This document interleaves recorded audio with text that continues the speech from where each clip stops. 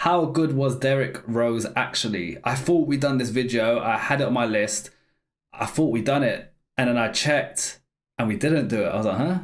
So it's time we do it. We're going to find out how good Derrick Rose actually was in comparison to modern day, hopefully. Before we get into the video, guys. Make sure you smash the subscribe and follow button and hype up this video. For those on YouTube, thank you very much. Yeah.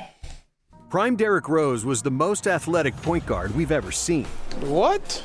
Too strong for most point guards with a mind-blowing first step, D-Rose was able to explode and fly in the air like he had springs in his legs, bending the laws of physics night after night. For 3.5 years, he was the most electrifying player in the NBA, serving some of the most disrespectful dunks we've ever seen. And then, in the first game of the 2012 playoffs, Rose fell to the floor of the United Center, holding onto his knee, his face twisted in agony.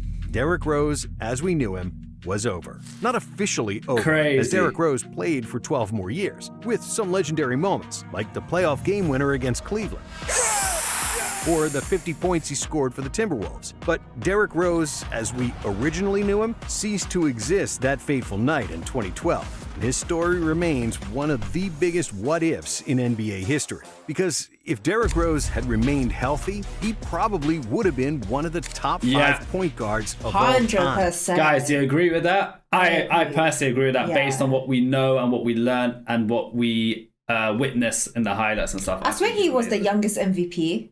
I'm pretty sure it was him. Yeah, it was Derrick Rose. Pretty sure.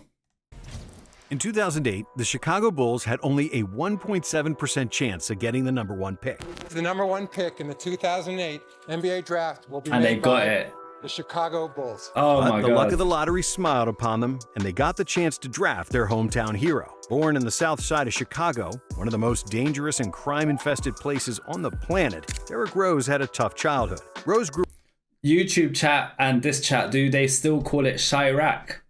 Apparently that's a thing. Yeah. Chirac, like Iraq. Chicago, Iraq. Chirac. Let us know, guys. Why? Grew up in a 5-bedroom house with a single mom and 3 brothers, but up to 13 people would live in the house at one time. His 2 older brothers were drug dealers, like a lot of other young kids in his neighborhood. But Derrick didn't want that life. His drug of choice was basketball, and he spent most of his time playing ball at Murray Park, also known as Murder Park, due to the number of killings that had happened there. That's why. Even though he was surrounded by guns and narcotics, Derrick was protected, and the neighborhood gangs never gave him trouble, partly because they were scared of his mother, Brenda, who protected Derrick like an angry wolf would protect her cub. You go, Mom. Because he was a local celebrity. From an early age, everybody knew Rose was special and had a chance to make it out of the hood. You know what it is? We watched this, I forgot who it was, we watched a video where they said they gave the NBA pass, or like the basketball pass. So if you're like a college level player and you're good, like the people in the hood, they don't bother you, they just let you do your thing. Oh yeah. Do you remember we watched the video? Yeah, I forgot who it was, and they had the pass, and then it was that guy that was part of the Clippers or something like that. Krebs. It was him. Well, it was DeRozan. Yeah. So I think something similar obviously might apply Clippers, here. You know. Huh? I was about to say Krebs and I said Clippers. I was the best kid in my neighborhood at a young age. My whole life, I was always the one everyone was talking about. I've never really wanted the attention, but it has always been there. As a high school junior, Rose led his high school Simeon Career Academy to a state title with a buzzer-beating jumper in the finals. He's going one-on-one. Oh, nice. The loft, the score! Derrick On overtime. Rose with the bucket. In his senior season, Simeon won the title again, with Rose averaging 25 points, 9 assists, 9 rebounds, and 3.5 steals. And Derrick finished his high school career with a record of 120 and 12. He was wanted by several major programs, but he chose the University of Memphis because of Coach Calipari, and because he believed they would prepare him best for the NBA, which was the only thing on his mind since he was 12. With Rose on the team, the Memphis Tigers started the season with 26 consecutive wins, finishing the regular season with a 33-1 record, and were the #1 ranked team in the country. Rose led the Tigers to the Final Four. It's UCLA taking on Memphis, 2 #1 seeds. It's really a matchup matchup between the point guards of Derrick Rose and Darren Collison, where he scored 25 points and 9 rebounds to lead the Tigers to an 85-67 win over UCLA. Solid. In the national championship game, Rose scored 17 points, along with 6 rebounds and 7 assists. But Memphis lost the game in overtime. Despite missing out on the championship, Rose's talent and winning pedigree were undeniable, as he won 92% of games in high school and college. This state championship trophy that we won last year, and these are some of the fellas that helped get this trophy. Due to a controversy over Rose's SAT test, which he probably didn't take at all and had someone else take the SATs for him, the entire Memphis 08 season was deleted from the NCAA record books. The SAT board themselves, like they do an independent investigation.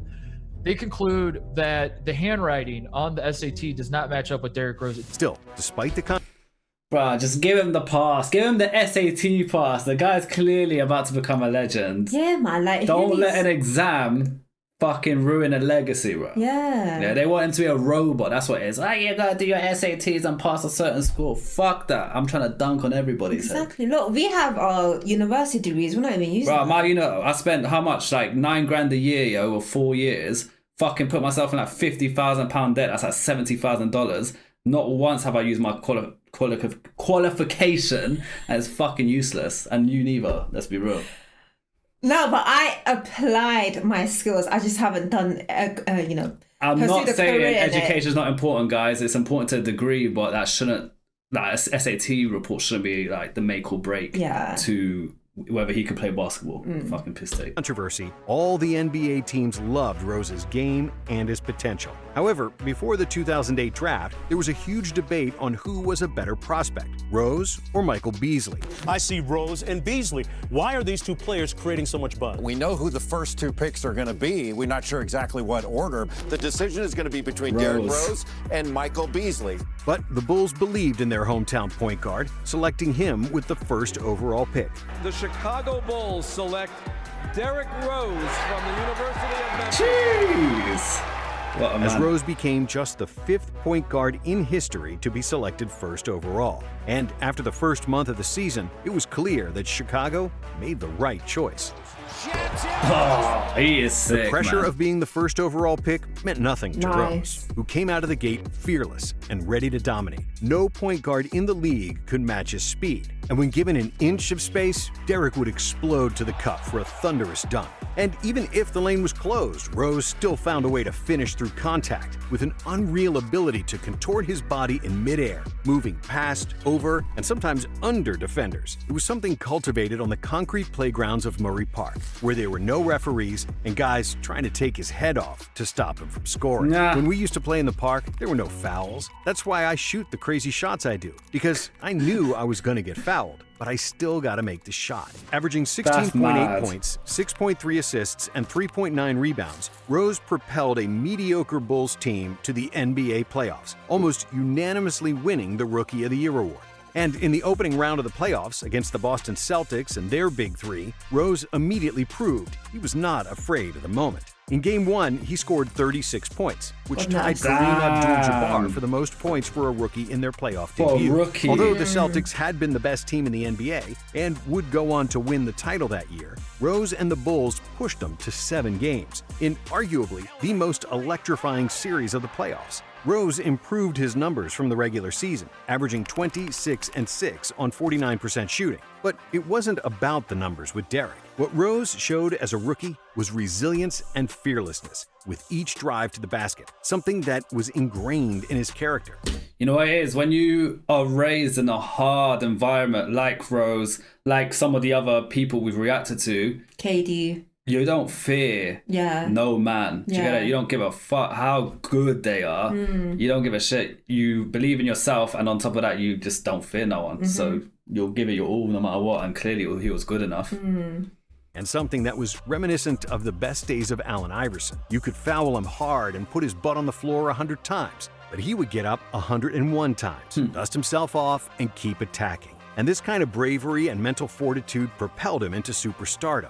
And when the 2010 season started, Rose took the reins and became clear leader of the Bulls, giving Chicago a taste of excellence and hope that they hadn't felt since Michael Jordan. Even though he was an introvert who didn't speak much, Rose spoke through his actions, leading by example, and his fighting, never-back-down spirit permeated through the entire team. Rose made his first All-Star team, with averages of 21 points, 4 rebounds, and 6 assists per game, leading the Bulls to the playoffs again. However, in the first round of the playoffs, LeBron's Cavs proved too strong, winning the series in 5 games. Still, Rose shined, once again proving that he was one of those players who only got better in the playoffs, averaging 27 points, 3 rebounds, and 7 assists Solid per game. numbers. And for the 2011 season, the Bulls fired Vinny Del Negro and appointed Tom Thibodeau as head coach. We're excited to have him as the leader of our basketball team and want to welcome Tom. Whose hard-nosed, defensive style went hand-in-hand with the mentality of the Bulls' core players in Rose, Joakim Noah, and Luol Deng. Chicago's defense improved from 11th in the NBA to number 1, and their offense went from 27th to 11th, with the second-best net rating in the league.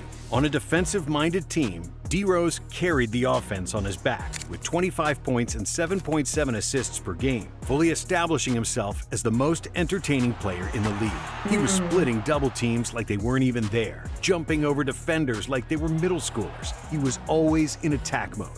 Guys, who would you say is the closest player? KG could even stop Oh yeah, look at that. The big ticket. Yeah. Who would you say is the closest player to Rose now? Like, if you was to say a point guard that's like similar, is there anyone you would put on that list? And those in the YouTube comments watching after, comment below as well.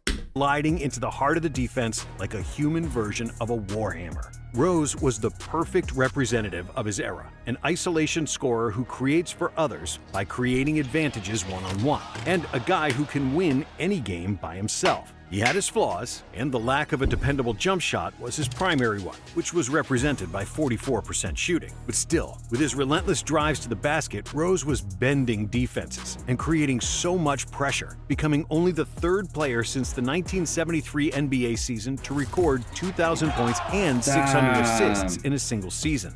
Rose led the Bulls to 62 wins in the regular season, their most since 1998, securing the best record in the NBA.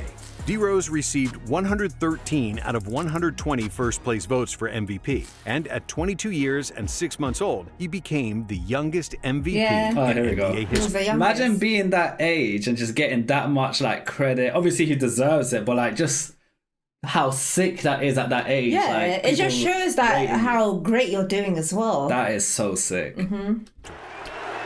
22, you know, and he got MVP. That is so good. When the playoffs came around, Rose's numbers rose once again. He averaged 27 points and 7 assists in the first round against the Pacers, and in the second round against the Hawks, he was even better, with 30 points and 10 assists on average. Then, the Eastern Conference Finals offered a long-awaited clash between the 2 best teams in the East, the Bulls and the Miami Heat, who had their newly assembled Big Three, led by the biggest villain in the NBA at the time, LeBron James. Despite the Bulls having the best record in the league, Miami was favored in the series. Chicago's going to have a tough time scoring in this series. You know, I think Miami's probably set up a little bit more with the Big Three. But Rose and the Bulls stomped them in Game 1, winning by 21 points, fueled by 28 and 6 from D. Rose. However, for the rest of the series, Miami's coach Erik Spoelstra made the smart adjustment of having LeBron James guard Rose in the 4th quarter, as he was the only player strong and fast enough to slow down the MVP. Chicago averaged just 14 points in the 4th quarter of the next 4 games, and Miami won each one, as the rest of the Bulls struggled to score without the usual offensive output from Rose. Derrick still averaged 23 points and 6 assists in the series, but he shot just 35% from the field. And even though the games were closer than a 4-1 score would suggest, Miami deservedly won the series. Yeah, what Cash just said, I was thinking about that. Look how tall LeBron is and how short a point guard is. You got, like Cash just said, you got a 6'9" player literally on your ass. Like, your shit's getting blocked, man. And advanced to the NBA Finals. Those first few years, he was just amazing. That MVP year, literally our whole game plan was trying to figure out how to slow him down. Like, the entire game plan.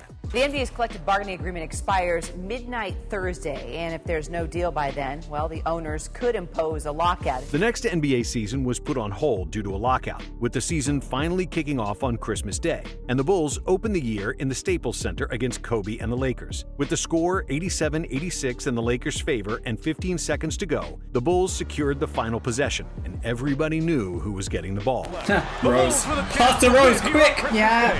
Rose left. Rose in the lane. Ah, beautiful.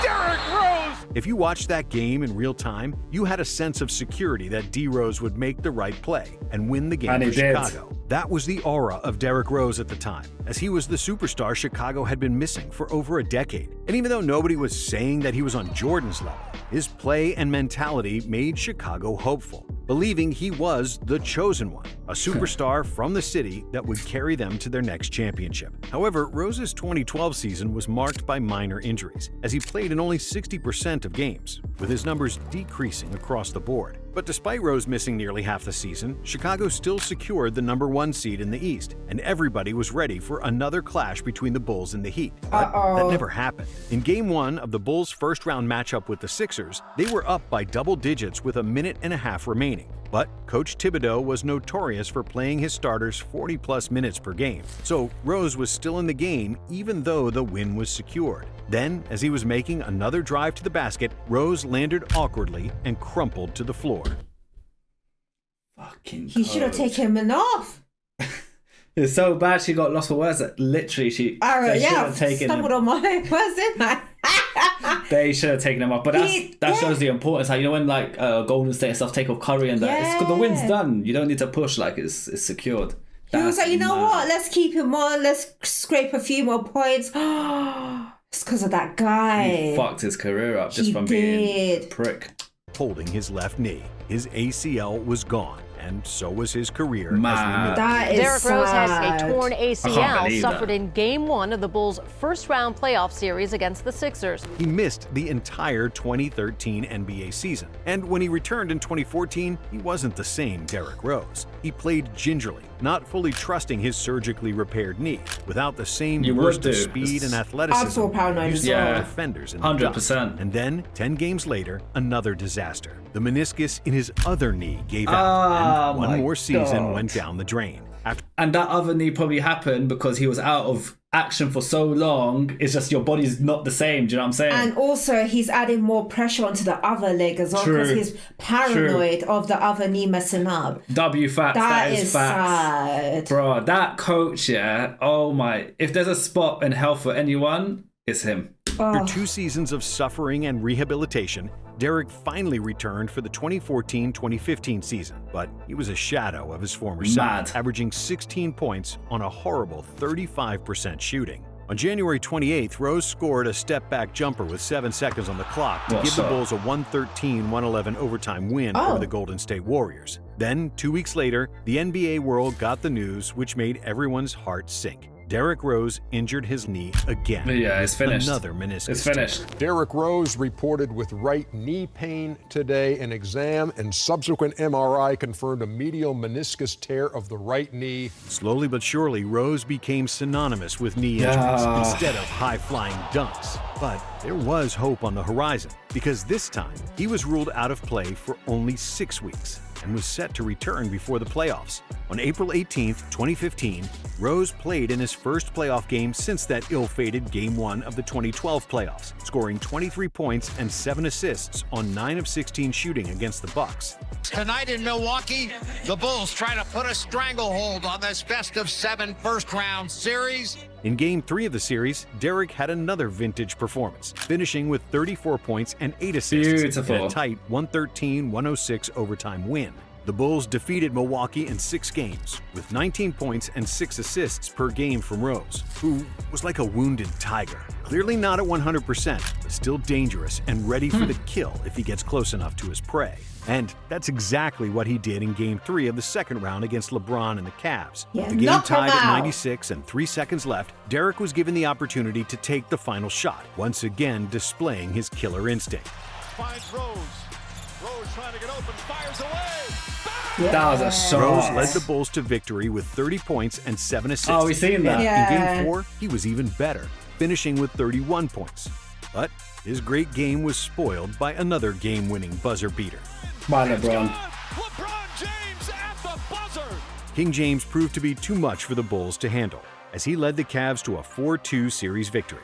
But Rose didn't disappoint, averaging 22 points, 5 rebounds, and 6 assists across 6 games. And the story continued throughout the 2016 season. Rose was finally healthy, appearing in 66 games. And he had flashes of brilliance, like his fourth-quarter takeover against the Thunder, or 30 points against the Knicks in the Garden. However, his great games were too far apart, and they didn't happen night after night like they used to. It was starting to get painfully obvious that the Derrick Rose of old wasn't going to show up. The former MVP was now 27 years old and was supposed to be in his prime, but instead, he only averaged 16 points and 5 assists on 43% shooting, far from superstar level. And even though they had quality players like Jimmy Butler, Pau Gasol, and Nikola Mirotic, the Bulls finished the season with a 42-40 record, which wasn't good enough to make the playoffs. And then, a shock. The Bulls management decided to trade their hometown hero to New York, giving up on the dream of Rose leading them to the promised land. Everything plays out. That must have been painful because he's from Chicago. So like your hometown base said, see ya, that must have hurt. Clearly. In this business. Or in my life, period. It'll always be twists and turns like this. In hindsight, it was a logical move to trade the most expensive player on the roster who wasn't performing like he used to. But at that moment, the trade sent shockwaves throughout the NBA, and it was another reminder that Rose wasn't the same player anymore. However, with the Knicks, Rose had a revitalizing season. It wasn't the old above-the-rim Derrick Rose, but he wasn't trying to be that anymore. Instead of dunks, he used what he had left, and that was speed and craftiness around the basket. Even though he wasn't jumping over defenders, he was still quick enough to go around them and create shots with his handle. Rose played 64 games for the Knicks in the 2017 season, averaging 18 points and 4.5 assists on a very respectable 47% shooting. However, just when his career started to have an upward trajectory, another injury brought him down. It was another meniscus tear, another knee. 4th knee surgery in a span of 6 years.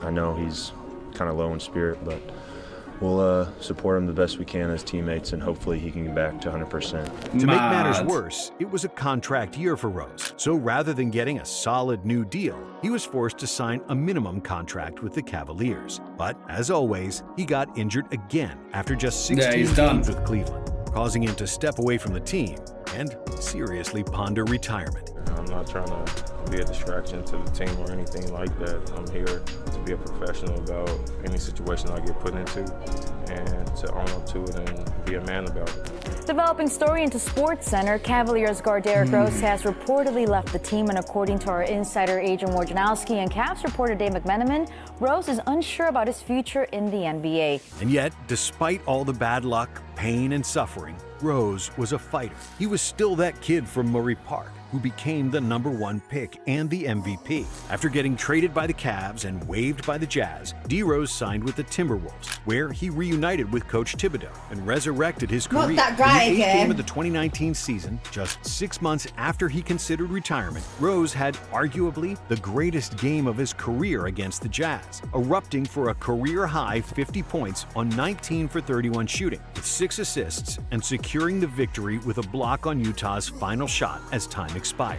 Exum has it blocked in the corner. Mad.